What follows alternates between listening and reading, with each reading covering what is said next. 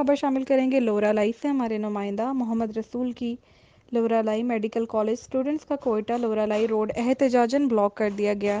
ان کا کہنا ہے کہ کالج کے نااہل پرنسپل، اسٹاف اور نالائق سفارشی اساتذہ ہم پر مسلط کیے گئے ہیں، جس کی وجہ سے ہاسٹل کالج کی چار دیواری کی بجائے پرائیویٹ بلڈنگ میں طلباء کو ہاسٹل دیا گیا ہے، جہاں بجلی، پینے کا پانی اور دیگر بنیادی سہولیات میسر ہیں، جس کی وجہ سے طلباء کی پڑھائی کا وقت ضائع ہو رہا ہے۔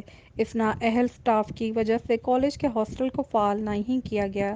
پرائیویٹ بلڈنگ میں ہمارا کوئی سیفٹی کا بندوبست بھی نہیں، لہٰذا نااہل پرنسپل اسٹاف کو فوری طور پر برخاست کیا جائے۔ ڈپٹی کمشنر خود وہاں پہنچ گئے اور مظاہرین سے مذاکرات کیے گئے۔